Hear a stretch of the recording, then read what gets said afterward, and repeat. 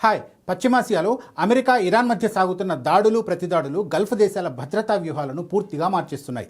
దశాబ్దాలుగా పాశ్చాత్య దేశాల ఆయుధాలపైనే ఆధారపడ్డ సౌదీ అరేబియా, కువైట్, ఖతార్ వంటి దేశాలు ఇప్పుడు కొత్త రక్షణ బంధాల వైపు అడుగులు వేస్తున్నాయి. జూలై 25న అమెరికా ఇరాన్ తాత్కాలికంగా దాడులను నిలిపేసినప్పటికీ ఆ తర్వాత ఏర్పడిన పరిస్థితులు గల్ఫ్ రీజియన్లో కొత్త అలజడికి దారితీశాయి. పాకిస్తాన్తో కువైట్ కుదుర్చుకున్న కొత్త మిలిటరీ ఒప్పందం నుంచి హౌతీల తిరుగుబాటు వరకు పశ్చిమాసియా రాజకీయాల్లో తీవ్ర పరిణామాలు చోటు చేసుకుంటున్నాయి.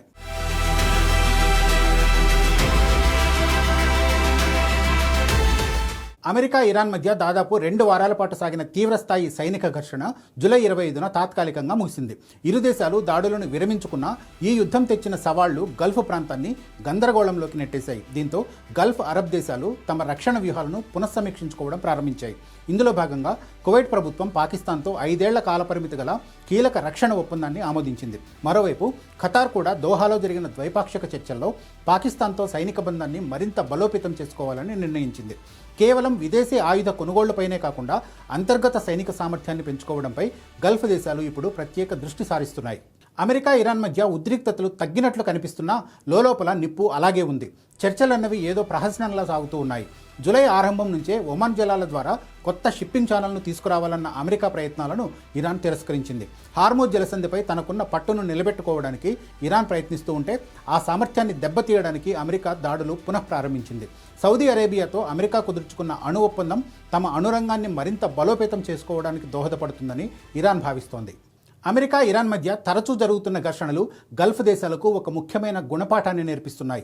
కేవలం విదేశాల నుంచి ఆయుధాలు దిగుమతి చేసుకోవడమే కాకుండా స్వయంగా మిలిటరీ నైపుణ్యాన్ని పెంచుకోవడం అత్యవసరమని ఈ దేశాలు గుర్తించాయి. కువైట్, పాకిస్తాన్ మధ్య కుదిరిన రక్షణ ఒప్పందం ప్రధానంగా సైనిక శిక్షణ, ఇంటెలిజెన్స్ సమాచార మార్పిడి, డిఫెన్స్ టెక్నాలజీ అభివృద్ధిపై కేంద్రీకృతమై ఉంది. సౌదీ అరేబియాతో పాకిస్తాన్ కుదుర్చుకున్న ఒప్పందం తరహాలోనే ఇది కూడా పరస్పర రక్షణకు పూర్తి హామీ ఇవ్వకపోయినా సైనిక నైపుణ్యాన్ని అందించడంలో కీలక పాత్ర పోషిస్తుంది. గల్ఫ్ కోఆపరేషన్ కౌన్సిల్ దేశాలకు రాజకీయ విభేదాల కంటే దీర్ఘకాలిక భద్రతా భాగస్వామ్యం ప్రధానాంశంగా మారింది. అమెరికా ఇరాన్ పోరు ప్రభావం సౌదీ అరేబియా, యెమెన్లోని హౌతీల మధ్య మళ్లీ యుద్ధ జ్వాలలను రగిల్చింది. 2022 నుంచి శాంతించిన ఈ వివాదం సనా విమానాశ్రయంపై దాడితో మళ్లీ మొదటికొచ్చింది. ప్రతిగా హౌతీలు సౌదీ భూభాగంపైకి బాలిస్టిక్ క్షిపణులను ప్రయోగించడమే కాకుండా బాబ్ ఎల్ మండేబ్ జలసంధి వద్ద నౌకాదళ దిగ్బంధం ప్రకటించారు. 2019లో ఆరామ్కో చమురు సంస్థపై జరిగిన దాడుల అనుభవాల దృష్ట్యా సౌదీ అరేబియా హౌతీలతో నేరుగా పూర్తిస్థాయి యుద్ధానికి వెళ్లకూడదని భావిస్తోంది.